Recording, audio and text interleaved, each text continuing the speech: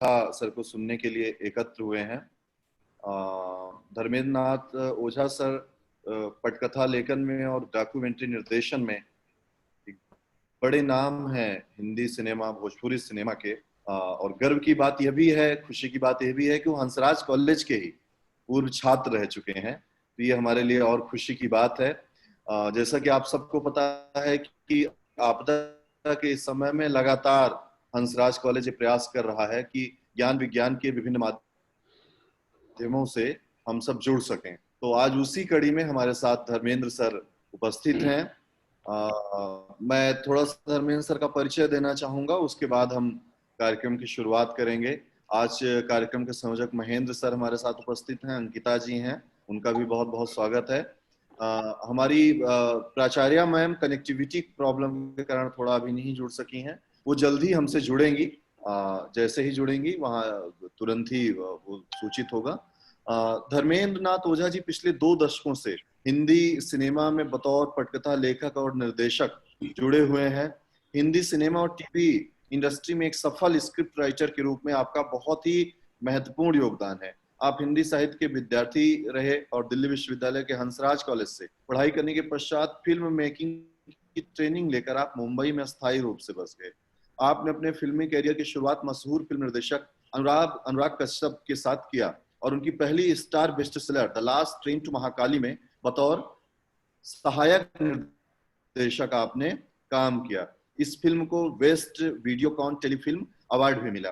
पिछले 3 सालों में आई आपकी 2 हिंदी फीचर फिल्में वरदानिया और राग देश में आपने रिसर्चर और स्क्रिप्ट राइटर के तौर पर काम किया। प्रसिद्ध फिल्म निर्देशक तिग्मांशु धूलिया द्वारा निर्देशित फिल्म राग देश राज्यसभा टीवी द्वारा निर्मित फिल्म थी, जिसे फिल्म समीक्षकों ने बहुत सराहा।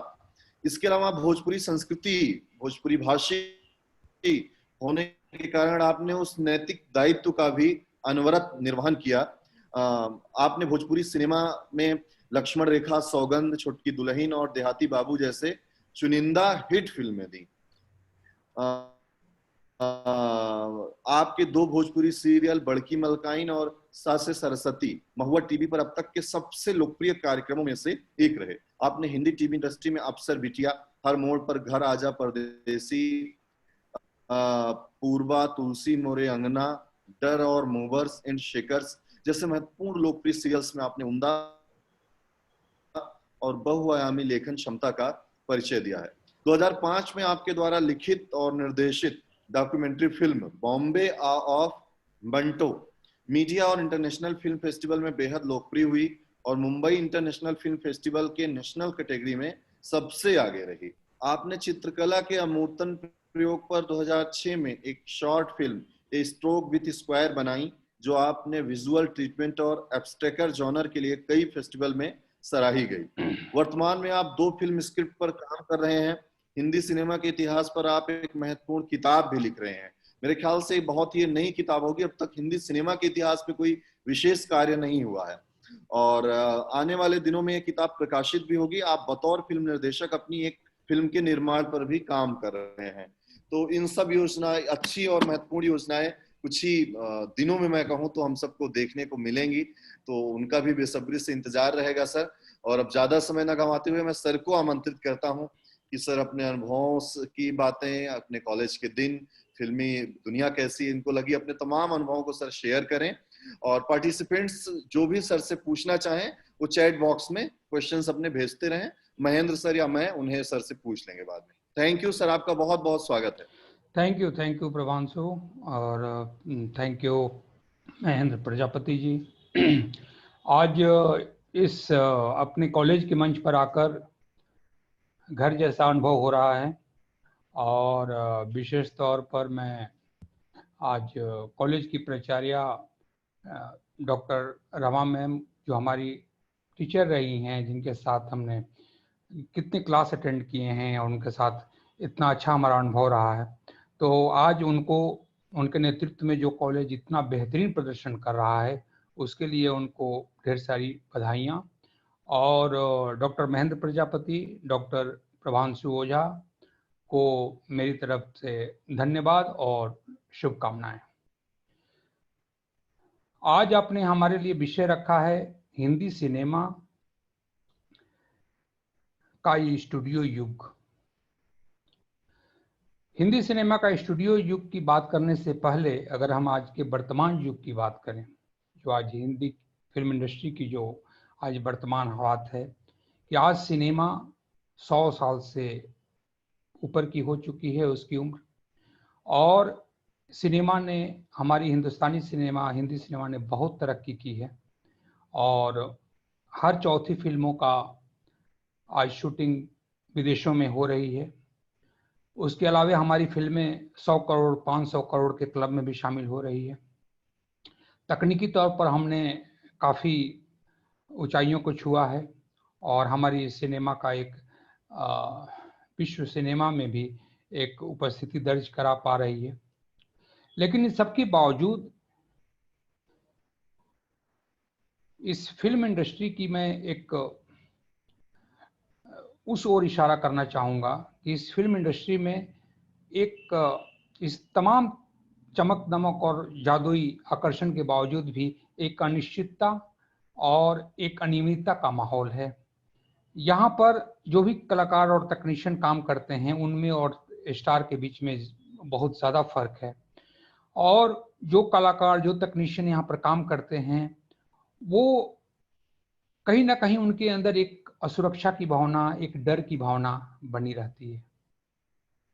उसका जो वजह ये है कि जो भी यहाँ लोग काम कर रहे हैं कब उनके हाथ से वो प्रोजेक्ट चला जाए, कोई इस तरह की बहुत सारी चीज़ें तकनीशियन और कलाकारों को फेस करना पड़ता है, और एक सेंस ऑफ बिलोंगिंग्स डेवलप नहीं हो पाई है इस इंडस्ट्री के प्रति, और कहीं ना कहीं वो लोग एक आशंका और एक डर के माहौल में अपने काम कर रहे होते हैं। डर का माहौल जैसे कि वो मानसिक डर कि कब मेरे हाथ से काम चला जाए, कल कल मेरा जो आय का जो स्रोत है वो बंद हो जाए, इस तरह के एक माहौल में वो चीज़ें चल रही होती हैं। और ये इंडस्ट्री को हमें अनप्रेडिक्टेबल इंडस्ट्री है, नो डाउट, क्योंकि बड़े बड़े स्टार भी घर बैठ जाते हैं। अगर अब इसकी तुलना अगर हम स्टूडियो एरा से करें तो स्टूडियो एरा ठीक इसके उल्टे थी। स्टूडियो का जो मालिक होता था वो उसी के वो सर्वे सर्वा होता था। उसमें स्टूडियो के अंदर काम करने वाले जो भी कलाकार और तकनीशियन होते थे वो उसके एक वो उसको वो अपने परिवार की तरह ट्रीट करता था, और वो सारे कलाकार और तकनीशियन को मंथली सैलरी मिलती थी, और वो दफ्तर की तरह वो हर रोज, चाहे वो एक्टर हो, एक्ट्रेस हो, म्यूजिशियन हो, राइटर हो, डेली उनको दफ्तर की तरह 10 बजे 9:30 बजे स्टूडियो पहुंचना पड़ता था। वहां पर अभिनेता, अभिनेत्री, असिस्टेंट या कैंटीन बॉय के बीच में बहुत ज्यादा फासला नहीं था। ये लोग मिलकर एक परिवार की तरह रहते थे। उसी स्टूडियो में क्लब होता था, उसी स्टूडियो में मॉडर्न लेबोरेटरी होती थी, उसी स्टूडियो में जिम होता था, कैंटीन, वो सारी फैसिलिटी उसी स्टूडियो में होती थी, और एक परिवार की तरह वो सारे लोग अपना फिल्म निर्माण का काम करते थे और साथ अपना वक्त बिताते थे। अगर हम आज के दौर की बात करें तो आज एक प्रतिभाशाली व्यक्ति भी अगर इंडस्ट्री में आता है तो जब तक वो अपने आप को प्रूव नहीं कर पाता है तब तक उसको शक की नजर से देखा जाता है, क्योंकि उसको अगर एक बार वो प्रूव कर लेता है तो यही इंडस्ट्री उसको फिर गले लगा लेती है। लेकिन स्टूडियो एरा में एक नाकाबिल व्यक्ति भी जब वो आता था तो उस स्टूडियो की जो एटमॉस्फेयर थी, वहाँ का जो मालिक था, वो उसको ग्रूम करना चाहता था, उसको ट्रेनिंग देना चाहता था, और वो उस पर वो कोई शक नहीं करता था बल्कि विश्वास करता था। और इस तरह से, और ये अगर कलाकार में अगर विश्वास जगाया जाए, अगर कलाकार में वो आत्मविश्वास पैदा किया जाए तो कलाकार की जो क्रिएटिविटी है और ज्यादा बढ़ जाती है। तो बहरहाल अगर हम स्टूडियो एरा के अगर इतिहास की बात करें तो जैसे ही हिंदुस्तान में बोलती फिल्मों का दौर शुरू होता है, और उस समय इस बॉम्बे शहर में, कोलकाता में, लाहौर में, कोल्हापुर, महाराष्ट्र के कोल्हापुर में स्टूडियोज जो है बनने शुरू हो जाते हैं। बहुत सारे स्टूडियोज उस समय आते हैं, जिसमें सोहराब मोदी का मिनरवा मूवी टोन है, JBH वाडिया का वाडिया मूवी टोन था, चंदूलाल शाह का रंजीत स्टूडियो था, फिल्मिस्तान था, महबूब स्टूडियो था, शारदा स्टूडियो था। लेकिन हम आज मुख्यतः 3 स्टूडियो की बात करेंगे जिसने हिंदी सिनेमा का शिल्प और उसकी एक दिशा तय की और कैसे उसने हिंदी सिनेमा को एक नया शेप दिया। और वो 3 स्टूडियो हैं, प्रभात फिल्म कंपनी, न्यू थिएटर और बॉम्बे टॉकीज। प्रभात फिल्म कंपनी 1929 में महाराष्ट्र के कोल्हापुर में वी शांताराम अपने साथियों के साथ उसकी नींव डालते हैं और उसमें जितने भी कलाकार और तकनीशियन होते हैं वो मंथली पगार पर वहां पर रहकर काम करना शुरू करते हैं। इसमें 4 लोग मुख्यतः होते हैं, दामले फतेलाल, वी शांताराम, केशव धायभरे जो कैमरामैन थे, दामले साउंड रिकॉर्डिस्ट और फतेलाल आर्ट डायरेक्टर और वी शांताराम स्क्रीन राइटर और डायरेक्टर, और एक उनका फाइनेंसर मिस्टर कुलकर्णी थे। ये एक मिडिल क्लास मराठी फैमिली के ये लड़के जिनकी कोई हायर एजुकेशन नहीं थी ज़्यादा और उन्होंने कहीं से ट्रेनिंग भी नहीं लिया था, उन्होंने महाराष्ट्र फिल्म कंपनी कोल्हापुर में बाबूराव पेंटर के अंडर में उन्होंने सारी चीज़ें सीखी थी और जीरो से लेकर उन्होंने हर कैमरा फिल्म काम करते हुए, फिल्म देखते हुए उन्होंने अपने आप को ग्रूम किया था। 1929 में जब ये फिल्म स्टूडियो का नींव पड़ती है, उसके बाद फिल्में, उस समय मुक्त दौर था तो मुक्त सिनेमा बनने शुरू होती है। 1932 में वी शांताराम पहली बोलती फिल्म बनाती हैं, राजा हरिश्चंद्र पर आधारित अयोध्या का राजा। वो फिल्म थोड़ी सफल होती है। उसके बाद वी शांताराम दूसरी फिल्म बनाते हैं, तीसरी फिल्म बनाते हैं, माया मच्छिंदर, जलती मशालें और एक सैरंद्री फिल्म हिंदी सिनेमा के इतिहास में कलर होते होते रह गई। वो कलर फिल्म में बनी गई थी और कलर फिल्म होने का वो इतिहास रचते रचते रह गई क्योंकि उसमें कुछ टेक्निकल फॉल्ट आ गया था और वो फिल्म जो है दर्शकों को पसंद भी नहीं आई। उसके बाद कोल्हापुर से प्रभात फिल्म कंपनी को शिफ्ट किया जाता है पूना में, और पूना में प्रभात फिल्म कंपनी वहीं पर थी जहां पर आज एफटीआई है। एफटीआई प्रभात फिल्म कंपनी के परिसर में ही बनाया गया बाद में, जब उसके बंद होने के बाद। प्रभात फिल्म कंपनी स्टूडियो जब वहां पर आती है तो वी शांताराम को लगता है कि अब माइथोलॉजिकल पौराणिक कथाएं छोड़कर मैं कुछ सामाजिक कुरीतियों पर फिल्म बनाऊं, और वो फिल्म बनाते हैं अमृत मंथन। ये नारायण हरि आप्टे की कहानी है। उस पर ये नर बलि और पशु बलि के विरोध में की बात करती है और इस फिल्म में उन्होंने पहली बार सामाजिक जो अंधविश्वास है और कुरीतियां हैं उस पर उन्होंने प्रहार किया है। शांताराम इस फिल्म में एक और नया प्रयोग करते हैं। उसमें जो पुरोहित होता है, जो विलेन होता है, उसकी एक आंख पूरे पर्दे पर फैल जाती नजर आती है, पूरे पर्दे पर एक आंख नजर आती है। पहली बार उन्होंने लेंस से उन्होंने जूम का प्रयोग किया। हिंदी सिनेमा में पहली बार जूम का प्रयोग भी शांताराम के अमृत मंथन में आता है। उसके बाद वो दूसरी फिल्म बनाते हैं अमर ज्योति। अमर ज्योति एक पत्नी की कहानी होती है जिसका पति उसको प्रताड़ित करता है। वो राजा के पास जाती है और राजा कहता है कि पति तुम्हारा परमेश्वर होता है और पति जो भी कहे वो तुम्हें मार दे, उसका में भी कोई पाप नहीं है, तो इसलिए तुम पति के चरणों की दासी बनी रहो। और पहली बार वो औरत विद्रोह करती है। उसका रोल दुर्गा खोटे ने किया था और विद्रोह करने के बाद वो सारी प्रताड़ित औरतों का एक ग्रुप बनाती है और उसके बाद वो राजा और उनके राजधानी पर वो हमला करती है और उनको सजा दिलाती है। ये उस जमाने के लिए बड़ी ही साहसिक फिल्म थी।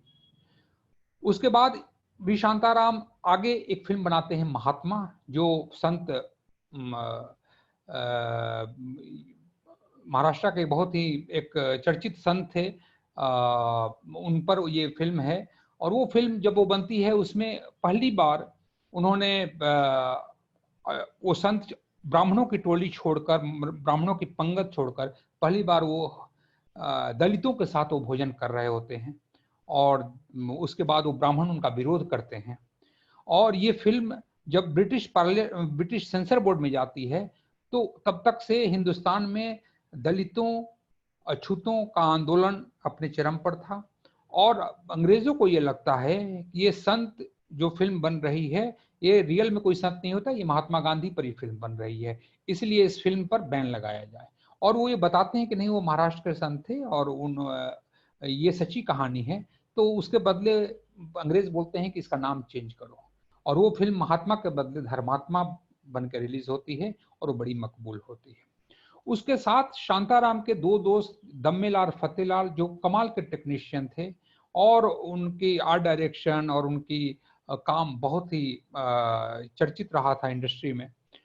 और वो नए नए प्रयोग करते थे, अपने से खुद से ट्रॉली बनाते थे, बैलगाड़ी में बैल को हटाकर वहां पर कैमरामैन को बैठाकर वो क्रेन का एक इफेक्ट देते थे। इस तरह के नए नए कम साधनों में कम पैसे में कैसी क्रिएटिविटी हो सकती है, वो दम्मेलाल, दामले और फतेहलाल में ये चीजें हमें देखने को मिलती है। दामले फतेहलाल क्योंकि पारसी थिएटर से आए थे, उन्होंने आध्यात्मिक और धार्मिक नाटकों को देखा था और सेट डिजाइन किया था, तो इसलिए वो हमेशा धार्मिक फिल्में बनाते हैं। वो फिल्म बनाते हैं संत तुकाराम। संत तुकाराम जो फिल्म होती है, वो फिल्म इतनी ज्यादा मशहूर होती है कि वो बॉम्बे के सेंट्रल थिएटर में 1 साल चलती है और गांव देहात से लोग बिना चप्पल पहने हुए संत तुकाराम को एक तरह से दर्शन करने के लिए थिएटर में आते हैं। और उसमें इन लोगों ने नए प्रयोग किया था। उसमें एक सीन है कि शिवाजी संत तुकाराम से मिलने के लिए आते हैं और कोई पुरोहित मुगल सेना को खबर दे देता है, और जब मुगल सेना उस गांव में पहुंचती है संत तुकाराम को, शिवाजी को पकड़ने के लिए, तो संत तुकाराम के चमत्कार से बहुत सारे शिवाजी नजर आने लगते हैं। ये उस समय के लिए एक नया प्रयोग था कि हर जगह शिवाजी के चेहरे दिखाई देते हैं। और इस तरह से संत तुकाराम के भजन उसमें बड़े ही फेमस होते हैं और ये फिल्म बहुत ही मकबूल होती है। उसके साथ दामले और फतेहलाल अगली फिल्म संत ज्ञानेश्वर बनाते हैं। उसके बाद अगली फिल्म संत सुखू बनाते हैं। उन्होंने ऐसी पौराणिक फिल्में बनाई और उसमें उन्होंने काफी मकबूलियत हासिल की।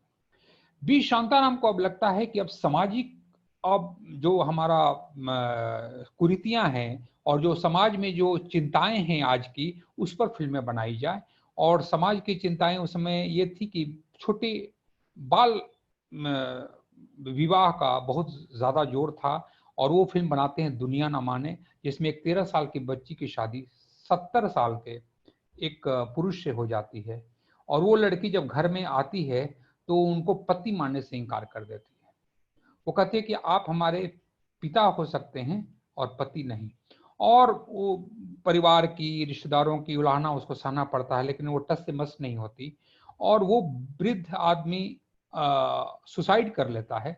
सुसाइड करने के बाद इस बच्ची को एहसास होता है कि समाज इतना निष्ठुर है कि एक वृद्ध के साथ एक बच्ची का जीवन जीना आसान है, जबकि वो एक विधवा होकर जीवन जीना इस समाज में बड़ा मुश्किल है। और उस दर्द को बहुत ही मार्मिक ढंग से भी शांताराम उभारते हैं।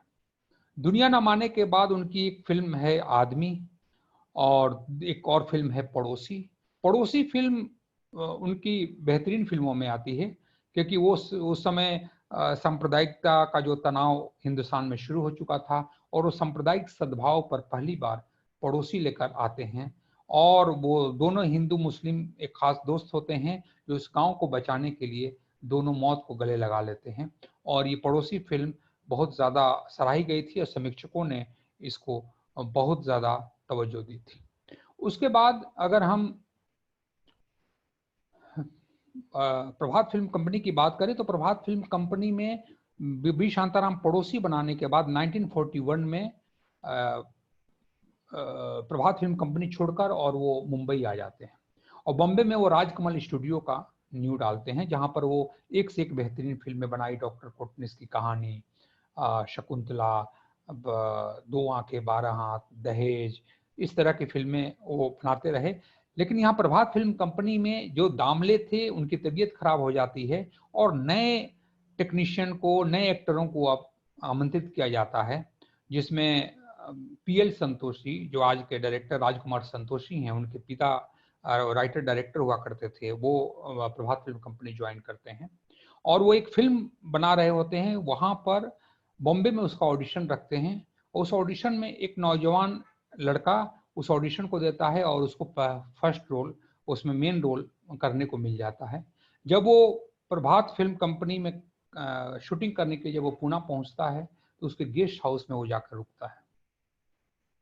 उसके गेस्ट हाउस में जब वो रुका है, 2-3 दिन की शूटिंग हो चुकी है, उसके बाद एक दिन ऐसा होता है कि सुबह जब वो स्टूडियो में शूटिंग के लिए जा रहा होता है तो स्टूडियो का लॉन्ड्री मैन जो कपड़ा लाकर दिया है उसको वो खोलता है और उसमें देखता है कि उसका शर्ट जो है वो कोई दूसरा शर्ट वो दे गया है, उसका शर्ट वो लॉन्ड्री मैन ने नहीं पहुंचाया है। मजबूरन वही शर्ट पहनकर उसको शूटिंग फ्लोर पर जाना पड़ता है।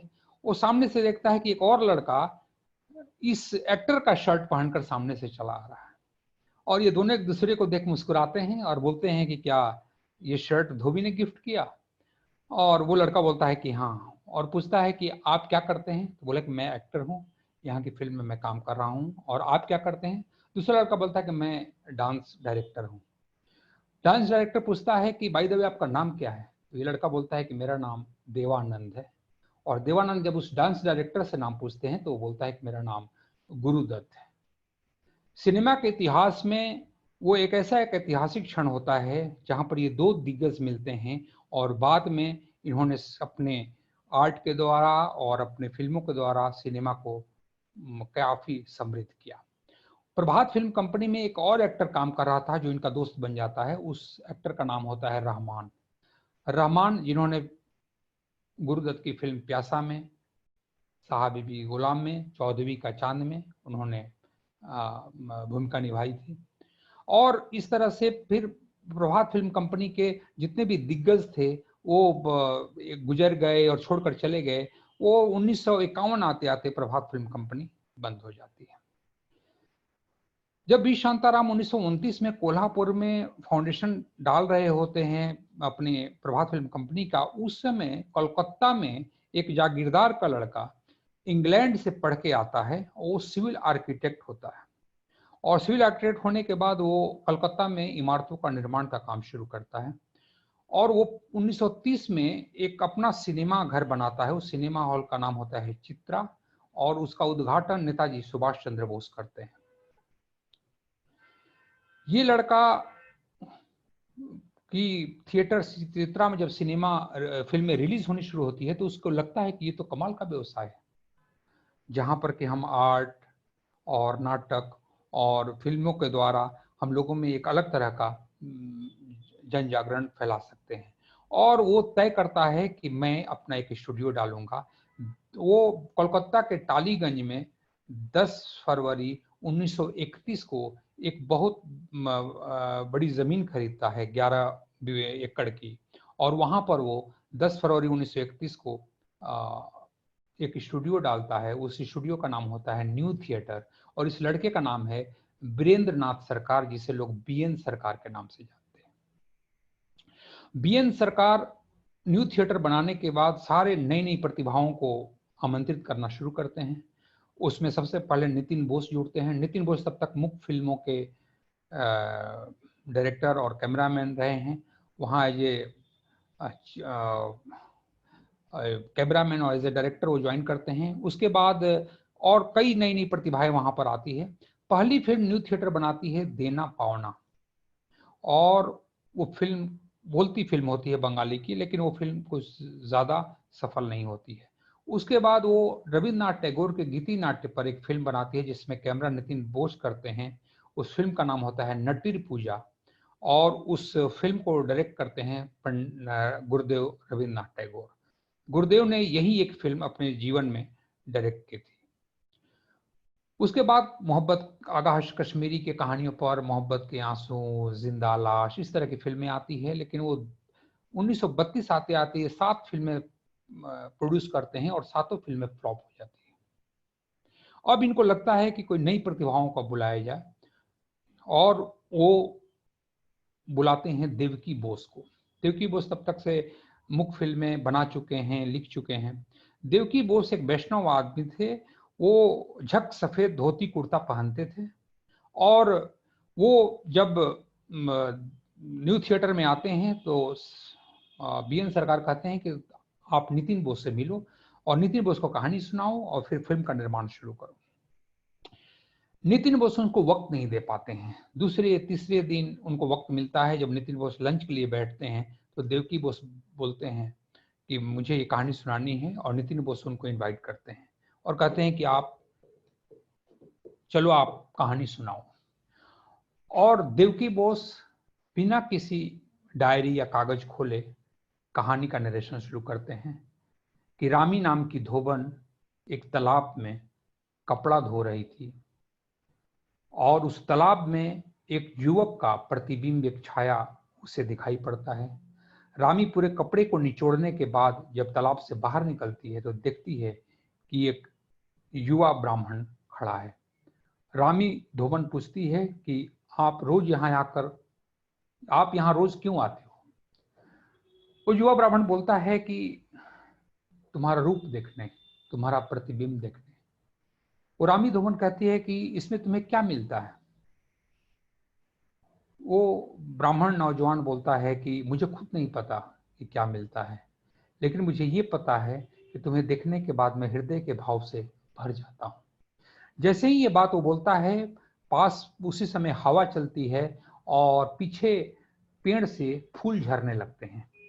जब देवकी बोस नितिन बोस को ये कहानी सुना रहे होते हैं, वो हिंदुस्तानी सिनेमा के रोमांटिसिज्म का क्षण होता है और दोनों निर्देशकों को ये समझ में आ जाती है कि अब हमें नाटक का व्याकरण छोड़कर फिल्मों के अपने बिंब, अपने प्रतीक, अपने दृश्य गढ़ने होंगे और उसमें हमें कहानी कहने की बात। और इस कहानी पर बंगाली में फिल्म बनाते हैं देवकी बोस चंडीदास, और चंडीदास बहुत ही मकबूल फिल्म होती है। और उसके बाद इसी चंडीदास का हिंदी वर्जन नितिन बोस बनाते हैं, वो भी बहुत ज्यादा सफल रहती है।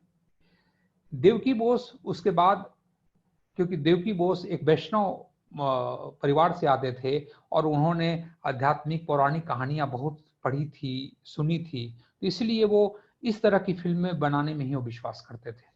वो अगली फिल्म वो पूरन भगत बनाते हैं। पूरन भगत एक निर्वासित राजकुमार अपने राज्य में जब आता है तो उसे पता चलता है कि उसके पिता ने दूसरी शादी कर ली है और उसकी सौतेली माँ जो यंग होती है वो पूरन भगत पर डोरे डालना शुरू करती है, उसको अपनी तरफ से अटैक करना चाहती है, लेकिन पूरन भगत उनके मंसूबे पर पानी फेर देता है और पूरन भगत उनकी बातों में, उनके बहकावे में नहीं आता। तो रानी राजा से शिकायत करती है कि वो मेरे साथ, आपके बेटे ने छेड़खानी किया और मेरे साथ उसने मोलिस्ट किया, और राजा उसको 16 साल का फिर से निर्वासित राज्य से कर देते हैं।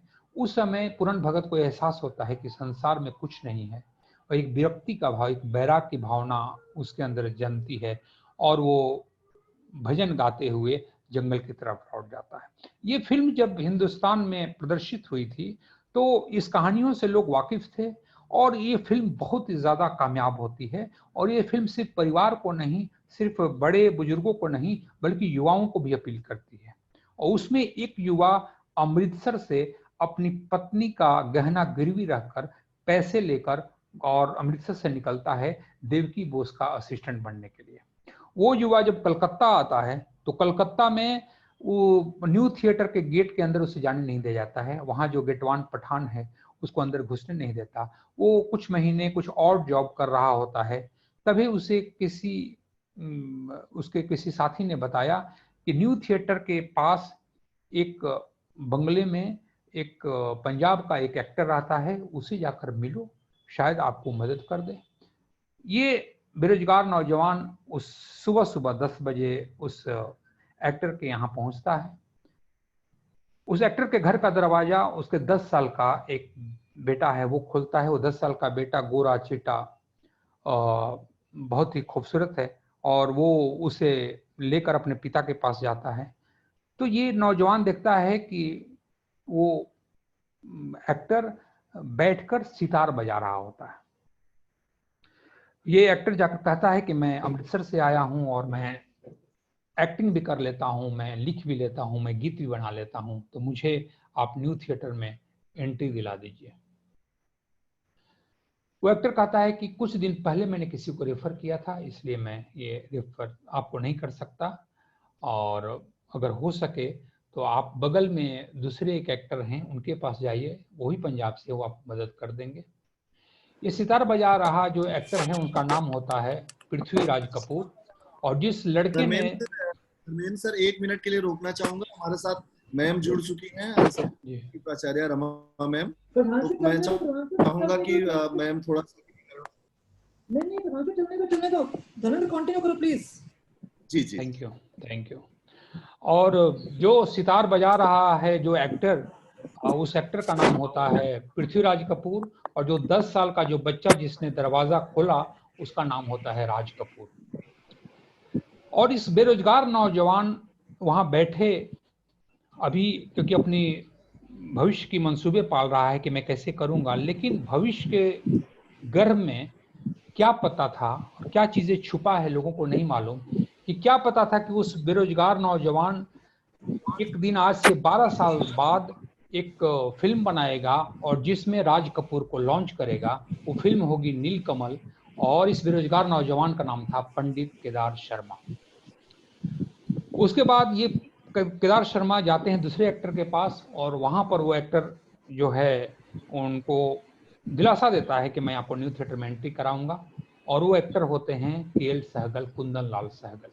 और कुंदन लाल सहगल के सोर्स से केदार शर्मा न्यू थिएटर में एंटर करते हैं। और एक टाइम वो भी आता है कि केदार फिल्म देवदास में जहां मेन रोल KL सहगल कर रहे होते हैं, वहां पर केदार शर्मा गीत और उस फिल्म के डायलॉग लिखते हैं।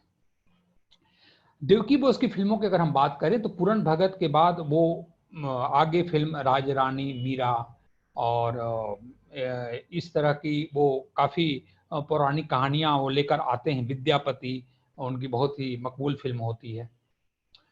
और देवकी बोस के साथ जो सबसे कमाल की चीज ये होती है कि देवकी बोस जो थे वो एक समझदार और सिनेमाई व्याकरण जानने वाले वो डायरेक्टर होते हैं, और जिनकी फिल्में में विचार कम, भावनाओं का प्रबलता ज्यादा होती है, और वो भाव कहानियां कहने के लिए बहुत ही विख्यात होते हैं। उनकी फिल्में देखने के बाद लोग थिएटर से रोते हुए वापस आते हैं। और उस जमाना वो ऐसा था, वो भावों से भरे हुए लोग होते थे, और उस तरह की फिल्में बनाने में देवकी बोस ने एक अलग से इतिहास रचा। उसके साथ अगर हम दूसरे न्यू थिएटर के डायरेक्टर की बात करें, वो थे प्रमथेश बिजुआ, पीसी बरुआ। पीसी बरुआ एक रजवाड़े फैमिली से आते हैं, असम के, और वो फ्रांस जाते हैं, आर्ट का एजुकेशन लेते हैं, कोलकाता में आकर कुछ फिल्में बनाते हैं। न्यू थिएटर के मालिक BN सरकार उनको इनवाइट करते हैं, और BN सरकार उनको बोलते हैं कि आप मेरे न्यू थिएटर में आकर और फिल्में बनाओ। और पहली फिल्म बनाते हैं रूपलेखा, और दूसरी फिल्म बनाते हैं देवदास। और देवदास न्यू थिएटर की मील की पत्थर फिल्म साबित होती है। देवदास में केदार शर्मा के गाने बालम आयो बसो मेरे मन में या दुख के दिन बीतत नाही बहुत ही मकबूल और मशहूर हुआ था। उसके बाद अगर हम बरुआ की फिल्मों की बात करें तो मुक्ति, जिंदगी, अधिकार। बरुआ जो थे वो एक भावनात्मक, एक आदर्शवादी भावना प्रधान फिल्में वो बनाते थे। उनके एक्टर और एक्ट्रेस जो नायिका और नायक जो होते थे वो एक आदर्शवादी होते थे, अच्छे स्वभाव, अच्छे गुण वाले होते थे। लेकिन जब उनको किसी अपनी हक के लिए लड़ना होता था तो वो पलायनवादी रास्ता अख्तियार कर लेते थे। और पीसी बरुआ की सारी फिल्मों में ऐसा दिखता है कि वो पलायनवादी रास्ता लेकर वो अपने आप को टॉर्चर करते थे, फिर बाद में नशे में या मौत को गले लगा लेते थे। गुरुदत्त के बारे में कहा जाता है कि गुरुदत्त पीसी बरुआ से बहुत ही इम्प्रेस रहा करते थे। शायद इसी का परिणाम था कि उन्होंने प्यासा जैसी फिल्में बनाई। खैर, उस तीसरे डायरेक्टर की अगर हम बात करें तो वो थे नितिन बोस। नितिन बोस क्योंकि वो लंबी रेस के घोड़ा थे, उनका करियर बहुत लंबा रहा। बाद में उन्होंने दिलीप कुमार के साथ गंगा जमुना जैसी भी पिक्चर बनाई। नितिन बोस चंडीदास बनाने के बाद न्यू थिएटर के डाकू मंसूर बनाते हैं, और उस समय तक हिंदुस्तान में गांधीवाद और मार्क्सवाद का बहस शुरू हो चुका था। बहुत सारे युवा कवि, शायर वामपंथी विचारों के प्रति आकर्षित हो रहे थे, और उसी बेस पर वो एक फिल्म लेकर आते हैं। उस फिल्म का नाम होता है प्रेसिडेंट। प्रेसिडेंट फिल्म पहली बार मिल मजदूरों की हक की बात करता है, वो मुनाफे में हिस्सेदारी की बात करता है, वो मैनेजमेंट में अपनी दावेदारी ठोकता है। और इस फिल्म में जो सबसे कमाल था, नितिन बोस ने जो सिनेमा का एक नया व्याकरण रचा वो था साउंड। साउंड के साथ उन्होंने बड़ा ही कमाल का प्रयोग किया था। जब फैक्ट्री का जब सीन आता है तो उसमें मशीनें चल रही होती है, और मशीनें जब चल रही होती है तो उसमें मजदूर ऊंची आवाज में बात करते हैं। ये पहली बार किसी फिल्म में दिखाया गया था इतना नेचुरल वे में। वहां पर एक मजदूर का जब हाथ कट जाता है तो हाथ कटने के बाद वहां पर वो वायलिन या सारंगी का बैकग्राउंड म्यूजिक के रूप में यूज नहीं करते हैं। वायलिन और सारंगी के बदले वो सायरन की आवाज को यूज करते हैं। तो मजदूरों के सारे गुस्सा, सारे खीज, सारी बेचैनी और वो दर्द उस सायरन की आवाज में निकल के आता है। नितिन बोस एक और बहुत खूबसूरत प्रयोग करते हैं कि जब प्रेसिडेंट फिल्म में जब पता चलता है कि कुंदन लाल सहगल को दो बहनें प्यार कर रही हैं, और जब छोटी बहन को जब ये पता चलता है कि बड़ी बहन भी उसके प्रेम में है, तो वो खींचते हुए, चिढ़ते हुए, गुस्सा में कमरे से बाहर चली जाती है और कैमरा बड़ी बहन पर है। और हम सुनते हैं कि सिर्फ आवाज हम सुनते हैं, कैमरा के फ्रेम में बड़ी बहन दिखाई दे रही है और सीढ़ियां उतरने की आवाज आ रही है जो छोटी बहन जा रही होती है। सीढ़ियां उतरने की आवाज आती है, उसके बाद वो एक कार के पास जाती है, कार का दरवाजा खोलती है, और दरवाजा खोलने के बाद फिर वो उसके अंदर बैठती है, गाड़ी का इंजन स्टार्ट करती है और गाड़ी फिर वहां से निकल जाती है। और बिना दृश्य दिखाए साउंड से वो पूरे सीन को वो कंप्लीट करते हैं। ये प्रेसिडेंट फिल्म जिसमें कि बहुत ही फेमस गाना था जो के.एल. सहगल ने गाया था कि एक बंगला बने न्यारा, और ये फिल्म बहुत ही मकबूल होती है। इस फिल्म के बाद वो इतना इस फिल्म से मुतासिर होते हैं कि इसकी सफलता से वो अगली फिल्म वो सामूहिक खेती पर बनाते हैं, धरती माता। वो फिल्म भी काफ़ी कामयाब होती है। उसके बाद उस समय हिंदुस्तान के गवर्नर जनरल लॉर्ड लिनलिथगो होते हैं, उनकी wife lady Linlithgow new theatre में अपील करती है कि अभी टीबी जैसा जानलेवा और घातक बीमारी से हिंदुस्तान जूझ रहा है, इस पर एक फिल्म बनाई जाए। और नितिन बोस टीबी पर फिल्म बनाते हैं, टीबी जैसे रोग पर दुश्मन, और वो फिल्म भी काफ़ी चर्चित रहती है। उसके बाद नितिन बोस काशीनाथ और एक और लगन जैसी फिल्म बनाने के बाद न्यू थिएटर छोड़ के चले जाते हैं। अब इसमें देवकी बोस ने भी 1940 में न्यू थिएटर छोड़ दिया, नर्तकी फिल्म बनाने के बाद। बरुआ भी छोड़ चुके हैं। अब नए प्रतिभा न्यू थिएटर में आती है। जब नितिन बोस कैमरा कर रहे होते हैं, उसमें उनका एक असिस्टेंट आता है और वो कैमरा में असिस्ट करता है। उसके बाद उनके साथ वो इंडिपेंडेंट भी कैमरा करने लगता है। और जब सेकेंड वर्ल्ड वॉर आता है, जब न्यू थिएटर छोड़ के बहुत लोग जा रहे होते हैं, तो वो लड़का जाता है बीएन सरकार के पास और बीएन सरकार से पूछता है कि आप बचे हुए जो फिल्म स्टॉक है वो मुझे दीजिए, मुझे एक फिल्म बनानी है, क्योंकि सारी फैसिलिटी, सारे उपकरण यहाँ मौजूद हैं। और बीएन सरकार उस लड़के को अलाउ कर देते हैं। वो पहली बार शोषक और शोषित पर आधारित एक फिल्म बनाता है, जिसमें पढ़े लिखे लोगों का शोषण कैसे होता है। और फिल्म होती है हमराही, और उस लड़के का नाम होता है बिमल रॉय। बिमल रॉय ने अपनी करियर की शुरुआत न्यू थिएटर से की थी। बाद में वो अजानगढ़ जैसी और एक दो और फिल्में बनाने के बाद फिर वो न्यू थिएटर छोड़ के चले जाते हैं। 1951-52 आते आते न्यू थिएटर भी बंद हो जाता है। अगर हम तुलना करें प्रभात फिल्म कंपनी और न्यू थिएटर का, तो न्यू थिएटर की फिल्में कम बनती थी लेकिन क्वालिटी फिल्में बनती थी। हिंदुस्तान में जो भी फिल्में बन रही थी उसके लिए एक चैलेंज के रूप में न्यू थिएटर की फिल्मों को देखा जाता था। न्यू थिएटर अपने संगीत के लिए, क्योंकि उसके पास म्यूजिक और उसके पास अच्छी अभिनेता और उसके पास साहित्यिक कृतियों पर फिल्म बनाने का रिकॉर्ड था। एक और रिकॉर्ड न्यू थिएटर बनाता है, और वो बनाता है 1935 में, जहां पर पहली बार प्ले बैकिंग सिंगिंग को इंट्रोड्यूस किया जाता है। प्ले बैकिंग सिंगिंग का एक बड़ा ही दिलचस्प किस्सा है कि नितिन बोस उस फिल्म को डायरेक्ट कर रहे होते हैं। तो नितिन बोस अपने घर से जब कार लेकर निकलते थे तो मशहूर सिंगर और म्यूजिक डायरेक्टर पंकज मल्लिक के घर के नीचे रुकते थे, और पंकज मल्लिक को फिर वहां से अपने कार में लेकर और तब वो न्यू थिएटर जाते थे। एक दिन ऐसा होता है कि पंकज मलिक के घर के नीचे नितिन बोस पहुंचते हैं और अपनी गाड़ी का हॉर्न दे रहे होते हैं, लेकिन पंकज मलिक कोई रिस्पॉन्ड नहीं देते हैं। बहुत देर बाद जब पंकज मलिक आकर उनके गाड़ी में बैठते हैं और नितिन बोस पूछते हैं कि क्या मेरी हॉर्न की आवाज़ नहीं आ रही थी? उन्होंने बोला कि नहीं, रेडियो पर मैं गाना सुन रहा था और उस गाना सुनने के साथ साथ मैं भी तेज आवाज में गा रहा था। और यहाँ पर नितिन बोस को पहली बार आइडिया आता है कि क्यों ना हम गाने को पहले रिकॉर्ड करें और फिर एक अभिनेता अभिनेत्रियों के साथ जो है उसका लिप सिंकिंग कराएं।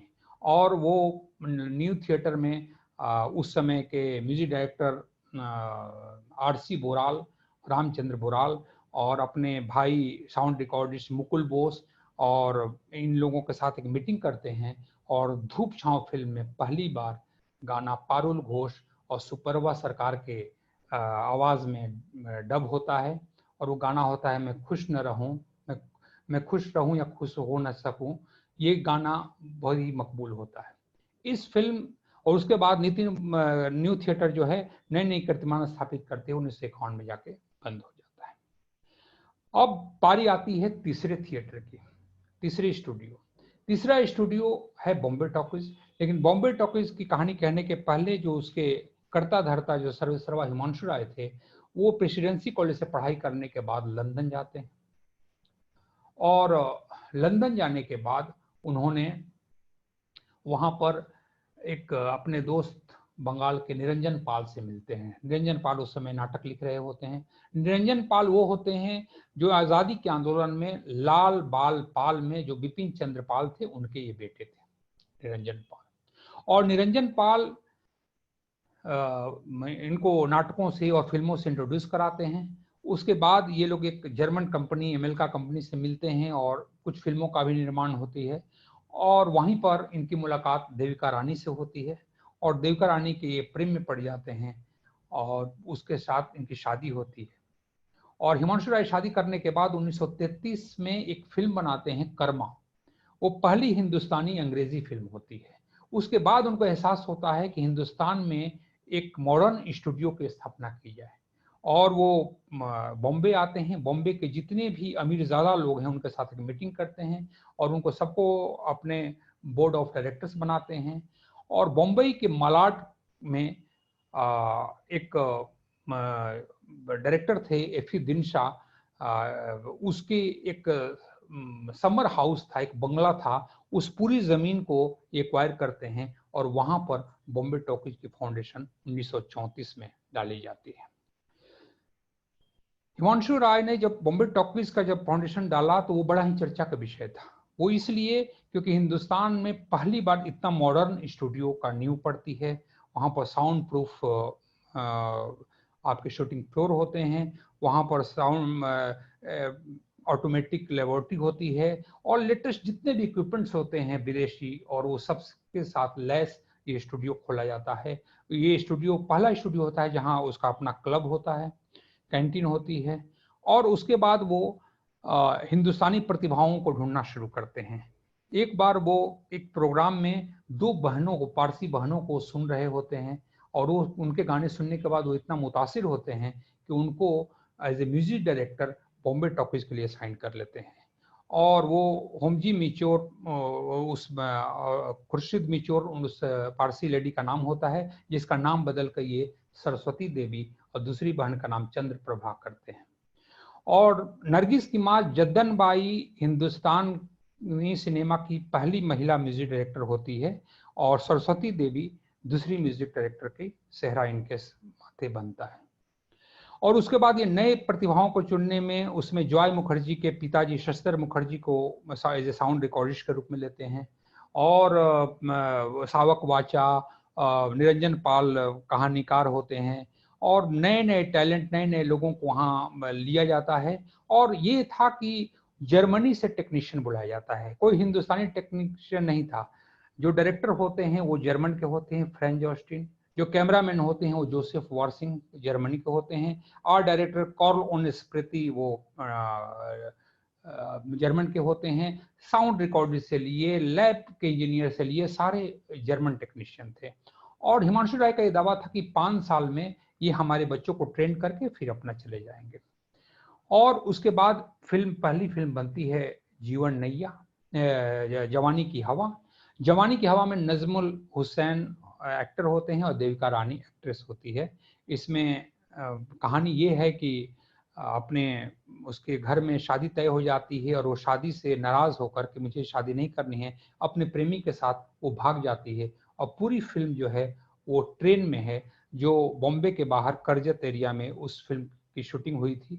और उस फिल्म में पहली बार वो फिल्म हिंदी सिनेमा को एक फार्मूला देता है रनवे ब्राइड का, जो बहुत सारी फिल्में आप देख सकते हैं, जिसमें दुल्हन जो है मंडप से भाग गई या सिने तय हुआ शादी उसके बाद भाग गई। तो ये फिल्म जवानी की हवा में ये कहानी आती है। उसके बाद कोई विवाद होता है, उस विवाद की वजह से नजमुल हुसैन बॉम्बे टॉकीज छोड़कर न्यू थिएटर चले जाते हैं।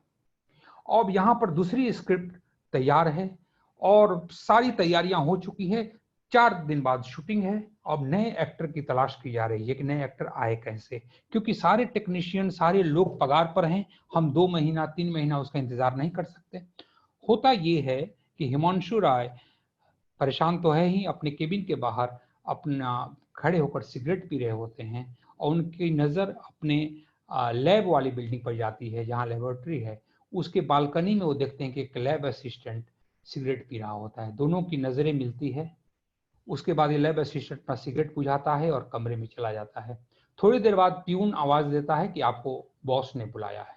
अब इस लैब असिस्टेंट को ये डर हो जाता है कि शायद मुझे 2 महीना या 3 महीने की नोटिस देकर मुझे कहीं कंपनी से बाहर न कर दिया जाए। और वो लैब असिस्टेंट जब वहाँ जाता है तो हिमांशु राय उसको स्माइल से उसका वेलकम करते हैं और उनकी दूरदृष्टि इस लैब असिस्टेंट में एक एक्टर को देख रही होती है और उसको स्क्रिप्ट थमाते हैं और बोलते हैं कि बॉम्बे टॉकीज का नए अभिनेता आज से तुम हो। और वो उस लैब असिस्टेंट का नाम होता है अशोक कुमार गांगुली, जिसे लोग अशोक कुमार दादा मुनि के नाम से जानते हैं। और उसके बाद वो फिल्म बनती है, दूसरी फिल्म जीवन नैया। जीवन नैया करने के लिए अशोक कुमार तैयार नहीं है, इसलिए उनकी एक्टिंग में वो बात नहीं आ पाती है। वो पूरा फिल्म के दौरान पूरा वो नर्वस नजर आते हैं। उनके जीजा शस्त्र मुखर्जी उनको किसी तरह से ट्रेन करते हैं, लेकिन फिर भी वो फिल्म ज्यादा मकबूल होती नहीं है। उसके बाद हिमांशु राय क्योंकि स्वतंत्रता आंदोलन के समर्थक थे और उनको ये लगता है कि सामाजिक विषयों पर हमें फिल्म बनानी चाहिए, तो वो 3 सब्जेक्ट चुनते हैं और निरंजन पाल उसकी कहानी लिखते हैं। भूमि आंदोलन पर जन्मभूमि, आदिवासियों के आंदोलन पर इज्जत और छुआछूत पर अछूत कन्या। और अछूत कन्या इज्जत दोनों एक साल ही रिलीज होती है और अछूत कन्या बहुत ज्यादा मकबूल होती है।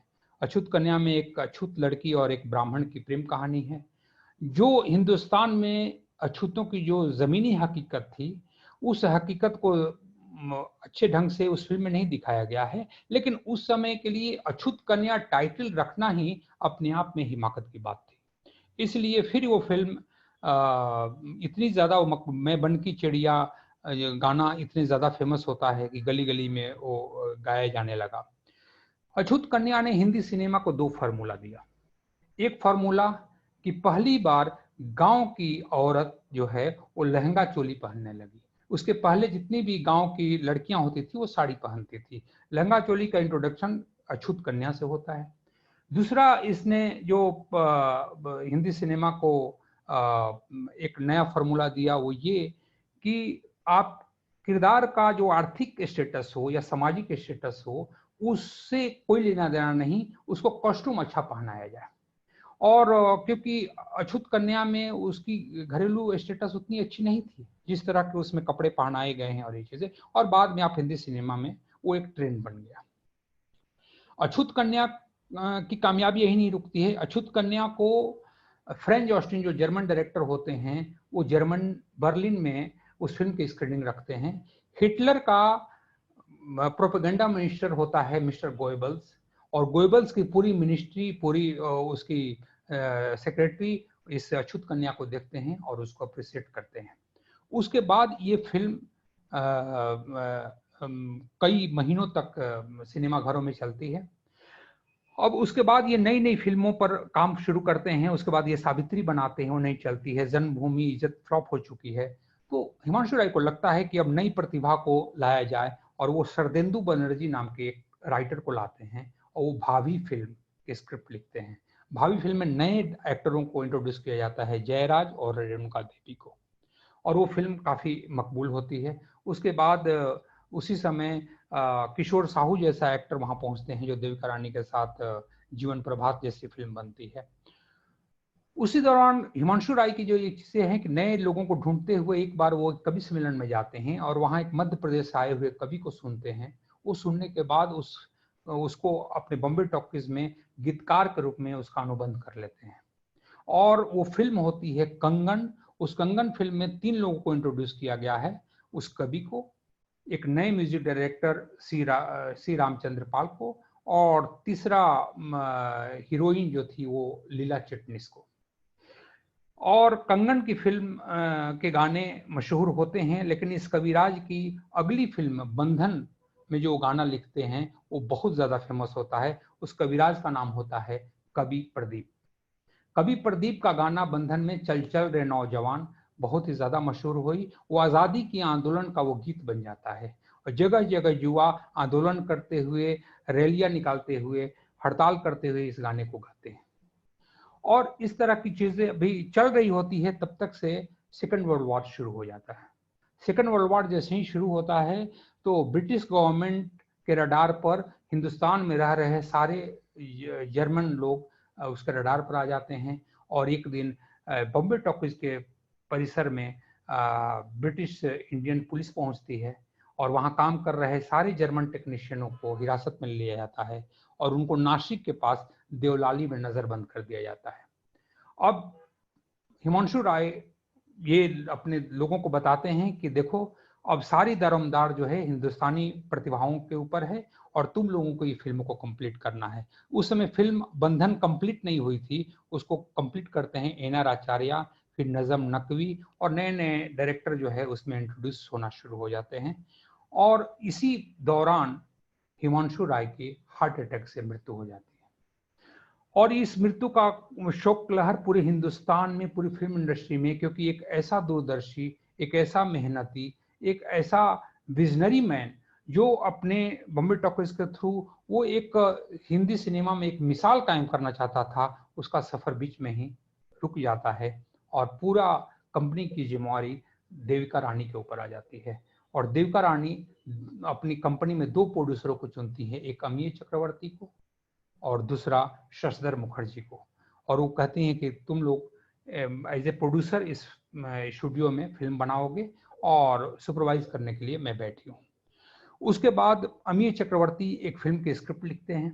उसमें एक छोटी लड़की का, 6 या 7 साल के लड़की का किरदार है, और उनको इस लड़की की खोज जारी है कि ऐसी कौन लड़की हो सकती है जो इस रोल को करेगी।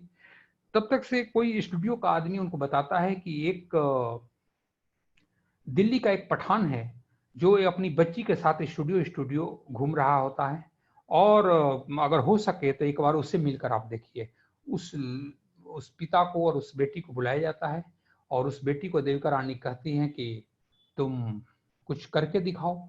और वो पुकार फिल्म जो हमारे सोहराब मोदी ने बनाई थी, उसमें नसीम बानो का एक गाना था, उसकी एक्ट करके वो बच्ची उनको दिखाती है। और उसके बाद ये है कि उस लड़की को उस फिल्म में कास्ट कर लिया जाता है। उस लड़की का नाम होता है बेबी मुमताज, और बाद में वो सिनेमा की बहुत ही मशहूर अदाकारा बनती है, उसका नाम होता है मधुबाला। बसंत फिल्म से मधुबाला ने अपना आगाज किया था, यही बॉम्बे टॉकीज ने उनको ब्रेक दिया। उसके बाद जो दूसरे प्रोड्यूसर होते हैं शशधर मुखर्जी, वो एक फिल्म बनाते हैं, और जिसमें कवि प्रदीप हैं, जिसमें अनिल विश्वास जैसे म्यूजिक डायरेक्टर हैं, और अशोक कुमार उसमें रोल करते हैं। वो फिल्म का नाम होता है किस्मत, जो 1943 में रिलीज होती है। किस्मत ने हिंदी सिनेमा के इतिहास में एक रिकॉर्ड बनाया। वो रॉक्सी सिनेमा कलकत्ता में 3 साल 3 महीना वो चलती है। बॉम्बे के सेंट्रल सिनेमा हॉल में 1 साल चलती है और इस सिनेमा की चर्चा इतनी ज़्यादा होती है। और किस्मत फिल्म में होता यह है कि एक शेखर नाम का अपराधी होता है जिसके पीछे पुलिस भागी है और लगी हुई है। वो एक घर में पहुंच जाता है और उस घर में पहुंचने के बाद वो देखता है कि एक नर्तकी जिसका पैर डैमेज है और उससे उसकी मुलाकात होती है तो उसे पता चलता है कि उसका पिता इसका शोषण करता है। शोषण इस तौर पर कि न चाहते हुए भी रात दिन उससे डांस करवाता है और इसलिए उसका पैर डैमेज होता है। वो अपनी चोरी के पैसे से उसको इलाज कराना चाहता है जहां वो मना कर देती है और बाद में उसके पैसे को फिर वो एक्सेप्ट कर लेती है। किस्मत में ये गाना था, दूर हटो ये दुनिया वालों हिंदुस्तान हमारा है, जो आज तक लोग उसको याद करते हैं। किस्मत ने हिंदी सिनेमा को 2 फार्मूला दिया। पहला एक एंटी हीरो का और दूसरा क्योंकि जो ये शेखर नाम का जो युवक होता है बाद में पता चलता है कि वो एक अमीरजादे का बेटा था। वो बचपन में बिछड़ गया था और बाद में वो मिल गया। तो एक एंटी हीरो जो जिसका पेशा अपराधी हो सकता है लेकिन वो दिल का हीरा होता है, तो हिंदी सिनेमा में आपको आगे के दौर में बहुत देखने को मिला।